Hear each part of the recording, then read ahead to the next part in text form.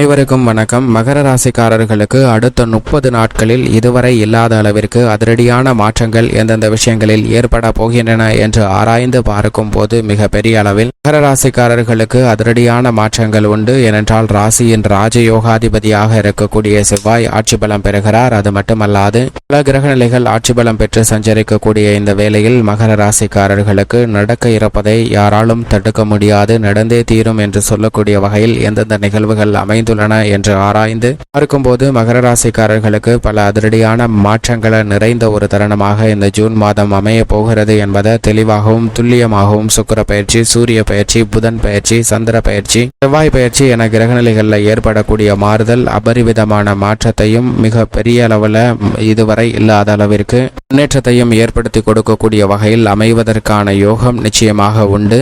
June மாதத்தில் கிரகநிலைகளின் அமைப்பை ஆராய்ந்து பார்க்கும்போது இதுவரை இல்லாத அளவிற்கான மாற்றம் அடுத்த 30 நாட்களில் நடக்க இருப்பதை தடுக்க இயலாது, நடந்தே தீரும் என்று சொல்லக்கூடிய வகையில் எந்தெந்த நிகழ்வுகள் அடுத்த 30 நாட்களில் அமைய போகிறது என்று ஆராய்ந்து பார்க்கும்போது ஜூன் மாதம் 1ஆம் தேதியிலிருந்து ஜூன் மாதம் 30ஆம் தேதி முடிவதற்குள் பல அதிரடியான மாற்றங்களை சந்திப்பதற்கான சூழல் கிரகநிலைகளில் ஏற்படக்கூடிய மாறுதல் இதுவரை இல்லாத அளவிற்கு மிக சிறப்பான மாற்றத்தை ஏற்படுத்தி கொடுக்கிறது. ஏனென்றால் ஜூன் மாதத்தில் 5 கிரகநிலைகள் ஆட்சி பலம் பெற்று வலுவாக சஞ்சரிக்கப் போகின்றன. நவ கிரகங்களில் 5 கிரகநிலைகள் வலுவாக ஆட்சி பலம் பெறக்கூடிய இந்த தருணம் என்பது நிச்சயமாக இதுவரை இல்லாத அளவிற்கான மாற்றத்தை மிக பெரிய அளவில் ஏற்படுத்தி கொடுப்பதற்கான யோகம் இந்த ஜூன் மாதத்தில் நிச்சயமாக உண்டு. இதிலும் குறிப்பாக சுக்கிரன் 13ஆம் தேதி வரை ஆட்சி பலம் பெற்று சஞ்சரிக்கிறார். 9ஆம் தேதியிலிருந்து 27ஆம் தேதி வரை புதன் ஆட்சி பலம் பெற்று சஞ்சரிக்கிறார். சனி இந்த மாதம் முழுவதுமே ஆட்சி பலம் பெற்று சஞ்சரிக்கிறார். செவ்வாயும் இந்த ஆட்சி மாதம் முழுவதுமே ஜூன் மாதம் முழுவதுமே ஆட்சி பலம் பெற்று சஞ்சரிக்கிறார். சந்திரன் 2.5 தினங்கள் கடகராசியில் ஆட்சி பலம் பெற்று சஞ்சரிக்கிறாருங்க. இப்படி 5 கிரகநிலைகள் ஆட்சி பலம் பெறக்கூடிய இந்த மாதத்தில் நல்ல மாறுதல் இதுவரை இல்லாத அளவிற்கு சந்திப்பதற்கான யோகம் நிச்சயமாக கிடைக்கிறது என்பதை தெளிவாகவும் துல்லியமாகவும் கிரகநிலைகள் உறுதிப்படுத்துகின்றன. நவ கிரகங்களிலே மிகவும் வலிமை வாய்ந்தவர், நீதி தவறாதவர், நடுநிலை தவறாதவர், நியாயஸ்தர், கர்மகாரகன், ஆயுள்காரகன், உத்தியோகக்காரகன், தொழில்காரகன் என்று சொல்லக்கூடிய சனியை பொறுத்த வரைக்கும் கும்பராசியில் வலுவாக ஆட்சி பலம் பெற்று வீற்றிருக்கிறாருங்க. திருக்கணிதத்தின்படி தனது சஞ்சார தூரத்தில் பாதிக்கு மேல் சனி கடந்து விட்டார். எனவே சனியால் இனி நல்ல பல மாறுதல்கள் நிறைந்து கிடைப்பதற்கான யோகம் நிச்சயமாக உருவாகிறது. அதிலும் ஆட்சி பலம் பெற்று சஞ்சரிக்கிறாருங்க சனி. எனவே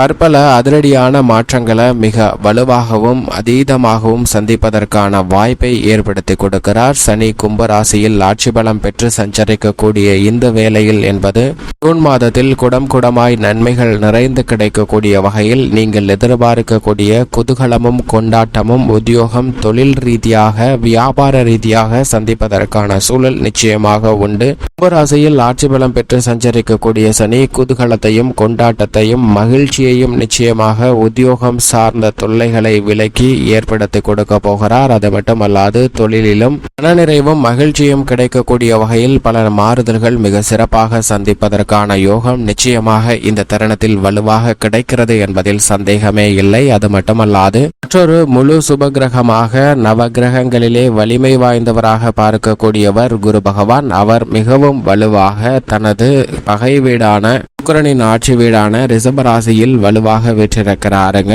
குரு வீரியத்துடன் சஞ்சரிக்கக்கூடிய ஒரு தருணமாக பார்க்கப்படுகிறது. எனவே பல வகையில விழிப்புணர்வுடன் செயல்படக்கூடிய யோகம் இந்த தருணத்தில் உண்டு. குரு பகவான் மிக வலுவாக பல அதிரடியான மாற்றங்களை ஏற்படுத்தி கொடுக்க போகிறார். ஏனென்றால் குரு இந்த மாதம் முழுவதுமே பெரும்பாலும் தனித்து செயல்படாமல் மற்ற கிரகநிலைகளுடன் இணைந்து செயல்படுவதால் பல்வேறு வகையில நல்ல பல முன்னேற்ற வாய்ப்புகள் நிறைந்து கிடைக்கக்கூடிய யோகமும் அதிர்ஷ்டமும் உண்டு என்பதை தெளிவாகவும் துல்லியமாகவும் உறுதிப்படுத்துகிறார். எனவே பல்வேறு வகையில இருந்து வந்த தடைகள், சிரமங்கள் வெகுவளவில் குறைந்து முன்னேற்றம் வாழ்வில் கிடைப்பதற்கான யோகம் உண்டு. குரு பார்க்கின் கோடி நன்மை என்று சொல்லக்கூடிய வகையில் குருவின் சுப பார்வையும் பல்வேறு இடங்களை வலுப்படுத்துவதால் பல அதிரடியான நன்மைகள் நிச்சயமாக உண்டு. இது மட்டுமல்லாது சுக்கிரன் ஆட்சி பலம் பெற்று வலுவாக இந்த மாதத்தின் முற்பகுதியில் ரிஷபராசியில் சஞ்சரிக்கிறார். 13ஆம் தேதிக்கு பிறகு மிதுன ராசிக்குள் மாறுகிறாருங்க. சுக்கிரன் ரிஷபராசியில் ஆட்சி பலம் பெற்று சஞ்சரிப்பதும் மிதுன ராசிக்கு சென்றாலும் நல்ல மாறுதலை நிச்சயமாக ஏற்படுத்தி கொடுக்கிறார். எனவே புதிய வாய்ப்புகள் வருமானத்தை உயர்த்தி கொள்ளக்கூடிய வகையில் நிறைந்து கிடைக்கக்கூடிய தருணமாக இந்த தருணம் அமைகிறது. 9ஆம் தேதி வரை சுக்கிரனுடன் இணைந்து சஞ்சரிக்கக்கூடிய வித்யாகாரகரான புதன் 9ஆம் தேதிக்கு பிறகு ஆட்சி பலம் பெற்று பெரும்பாலும் இந்த மாதம் முழுவதும் சாதகமாக ஆட்சி பலம் பெற்று சஞ்சரிக்க போகிறாருங்க வித்யாகாரகரான புதன். எனவே ஜூன் மாதத்தில் இதுவரை இல்லாத அளவிற்கு பல்வேறு வகையான அதிரடியான மாற்றங்களை ஏற்படுத்தி கொடுக்க போகிறார். கல்வியில் நீங்கள் நினைத்த உயர்கல்வி மற்றும் கல்வி சார்ந்த சூழ்நிலைகள் மிக சிறப்பாக அமைவதற்கான யோகம் ஜூன் மாதத்தில் வலுவாக கிடைக்கிறது. சவால் நிறைந்த கடினமான பணிகளை கூட திட்டமிட்டு எளிதாக செய்து முடிக்கக்கூடிய வாய்ப்பை உறுதிப்படுத்துகிறாருங்க. அது மட்டுமல்லாது முதலும் முடிவுமாக இருக்கக்கூடிய சூரியன், உஷ்ண கிரகமாக இருக்கக்கூடிய சூரியன் 15ஆம் தேதி வரை ரிஷபராசியிலும் அதற்கு பிறகு தனது நட்பு கிரகமாக இருக்கக்கூடிய புதனின் வீடான மிதுன ராசியிலும் சஞ்சரிக்க போகிறாருங்க.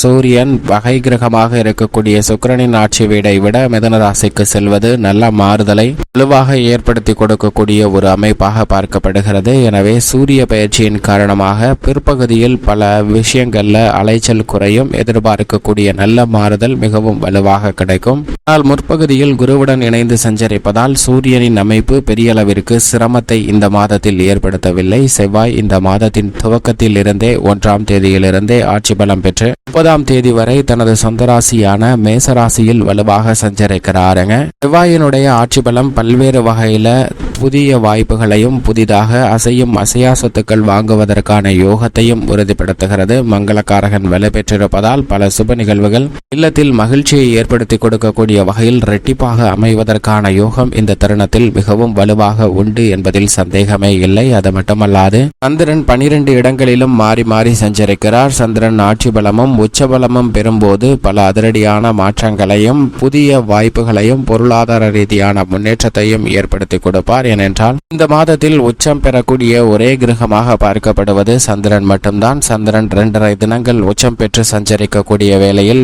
பல அதிரடியான மாற்றங்களை இந்த தருணத்தில் ஏற்படுத்தி கொடுக்கக்கூடிய ஒரு வலுவான அமைப்பில் வீற்றிருப்பார். நிழல் கிரகமாக இருக்கக்கூடிய ராகு மற்றும் கேதுவின் அமைப்பை பொறுத்த வரைக்கும் ராகு தனது சமகிரகமாக இருக்கக்கூடிய குருவின் ஆட்சி வீடான மீன ராசியிலும் கேது சமகிரகமாக உள்ள புதனின் ஆட்சி வீடான கன்னி ராசியிலும் சஞ்சரிக்கின்றனர். இரு கிரகநிலைகளும் தங்களது சஞ்சார தூரத்தில் பாதிக்கு மேல் கடந்துவிட்ட இந்த வேளையில் கிரகநிலைகளால் ஏற்படக்கூடிய சிரமங்கள் வெகுவளவில் குறைந்து நல்ல முன்னேற்றமும் வெற்றி வாய்ப்பும் நிறைந்து கிடைப்பதற்கான யோகம் மிகவும் வலுவாக உருவாகிறது. எனவேதான் இதுவரை இல்லாத அளவிற்கு இந்த ஜூன் மாதத்தில் மிக அற்புதமான மாறுதல்கள் அபரிவிதமாக கிடைக்கப் போகிறது. எனவே இவற்றை சரியாக பயன்படுத்திக் கொள்ளுங்கள். மேலும் பல விஷயங்கள்ல எப்பேற்பட்ட மாறுதல் ஏற்படுகிறது என்று பார்க்கும்போது மகர ராசிக்காரர்களை பொறுத்தவரைக்கும் ராசியின் ராஜயோகாதிபதியாக இருக்கக்கூடிய செவ்வாய் மிக வலுவாக 3லிருந்து 4ஆம் இடத்திற்கு சென்று ஆட்சி பலம் பெற்று இந்த மாதம் முழுவதும் சஞ்சரிக்க போகிறார். சுகஸ்தானத்திற்கு செவ்வாய் வருவது சற்று சாதகமற்ற அமைப்பாக இருந்தாலும் அவர் ஆட்சி பலம் பெறுவது வரவேற்கத்தக்க ஒரு அமைப்பாக பார்க்கப்படுகிறது. எனவே இல்லத்தில் பல்வேறு வகையான சுப நிகழ்வுகள் சிறப்பாக கைகூடக்கூடிய ஒரு இனிமையான தருணமாக பார்க்கப்படுகிறது. இதுவரை இல்லாத அளவிற்கு புதிதாக நிலம், வீடு, வீட்டுமனை, வாகனம் வாங்குவதற்கான யோகம் நிறைந்து கிடைக்கக்கூடிய வாய்ப்பு உண்டு.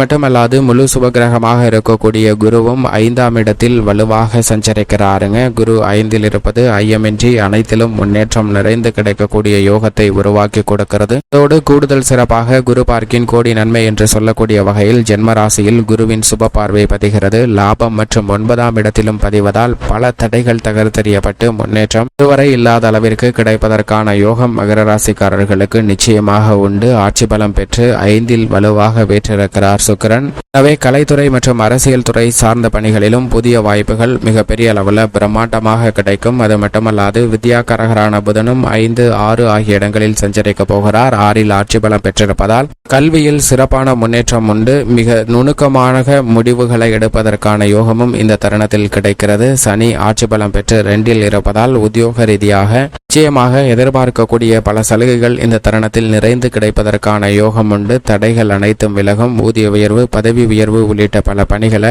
மிக சிறப்பாக எதிர்பார்க்கலாம். அது மட்டுமல்லாது தொழில்துறை வியாபாரத்துறையில் இருக்கக்கூடிய கடுமையான போட்டிகள் பொறாமைகள் குறைந்து நிச்சயமாக நல்ல வளர்ச்சியும் முன்னேற்றமும் சிறப்பாக அமையக்கூடிய யோகம் உண்டு. பெண்மணிகளின் நலனுக்கு பொறுப்பேற்ற குரு சுக்கிரன் ஆகிய 2 கிரகநிலைகளும் பஞ்சமஸ்தானத்தில் வெகுவாக வலம் வருவதால் பெண்மணிகள் எதிர்பார்க்கக்கூடிய சுப நிகழ்வுகள் கைகூடும். பெண்மணிகளுக்கு இல்லத்தில் மகிழ்ச்சி கிடைக்கும். புதிய முயற்சிகள் அனைத்திலும் காரிய வெற்றி நிறைந்து கிடைக்கும். மேலும் சாதகமாக மாற்றிக்கொள்ள மகர ராசிக்காரர்கள் நிச்சயமாக வாரத்தில் ஏதேனும் ஒரு நாள் விரதம் இருந்து அருகாமையில் உள்ள நவகிரக சன்னதி சென்று தீபம் ஏற்றி வழிபாடு செய்யுங்கள். தங்களுடைய வாழ்வில் இதுவரை இல்லாத அளவிற்கு மாற்றமும் முன்னேற்றமும் நிச்சயமாக மகர ராசிக்காரர்கள் வாழ்வில் நிறைந்து கிடைக்கும்.